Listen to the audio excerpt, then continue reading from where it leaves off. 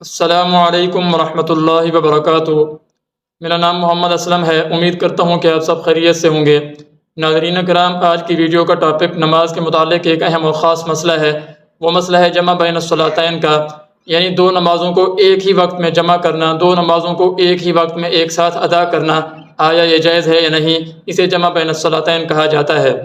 ناظرین کرام، قرآن پاک کے اندر اور احادیث شریفہ کے اندر واضح طور پر اور قطعی طور پر یہ بات ثابت ہے کہ نمازوں کو ان کے وقت مقررہ پر ادا کرنا یہ لازم ہے۔ اس میں تقدیم و تاخیر کی گنجائش بالکل نہیں ہے، تقدیم و تاخیر جائز نہیں ہے۔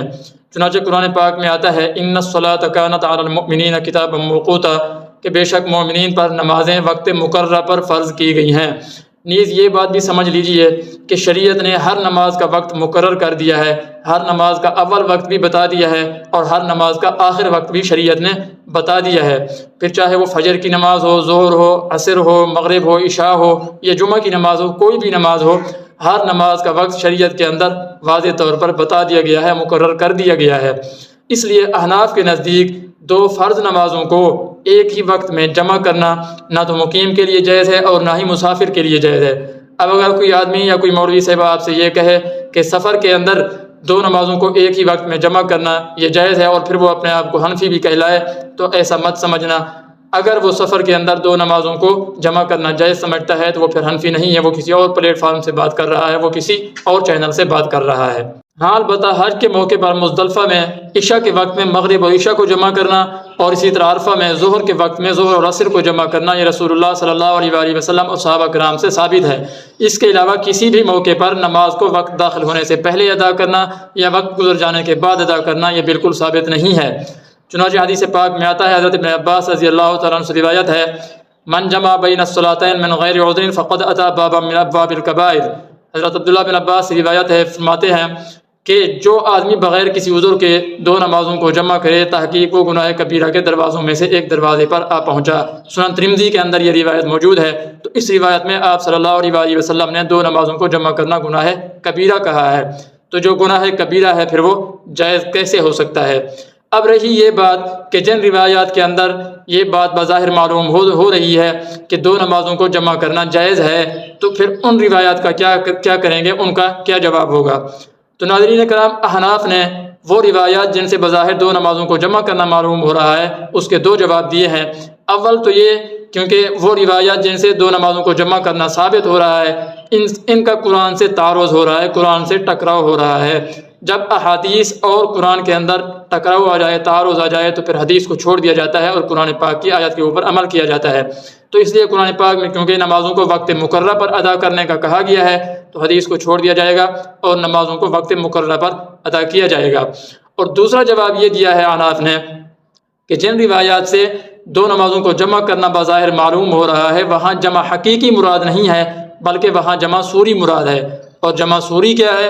جمع صوری یہ ہے کہ ایک نماز کو آخر وقت میں ادا کرنا اور پھر دوسری نماز کو شروع وقت میں ادا کرنا۔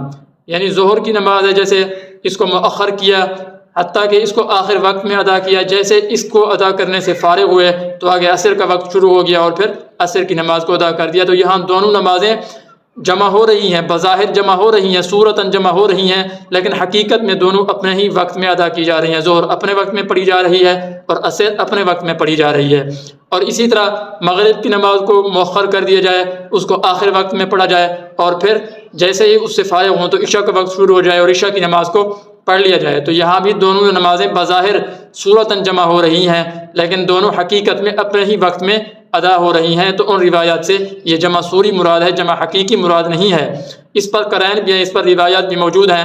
حضرت عبداللہ بن عمر رضی اللہ تعالیٰ عنہ سے روایت ہے، وہ فرماتے ہیں کہ میں نے رسول اللہ صلی اللہ علیہ وسلم کو دیکھا کہ جب آپ صلی اللہ علیہ وسلم کو سفر میں جلدی ہوتی یؤخر صلاۃ المغرب، آپ صلی اللہ مغرب کی نماز کو مؤخر کر دیتے حتیٰ یجمع بینہا و بین صلاۃ العشاء، یہاں تک کہ پھر آپ مغرب اور عشاء کو جمع فرماتے ہیں۔ تو یہاں جمع صوری مراد ہے۔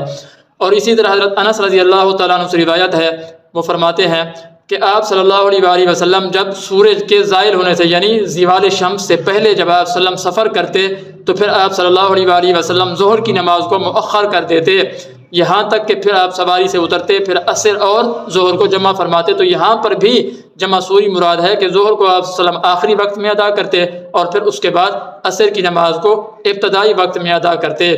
تو ان روایات سے یہ معلوم ہو رہا ہے کہ آپ صلی اللہ علیہ وآلہ وسلم نے جو نمازوں کو جمع فرمایا ہے ان سے مراد جمع سوری ہے، جمع حقیقی نہیں ہے۔ امید کرتا ہوں کہ مسئلہ آپ کو سمجھ آ گیا ہوگا۔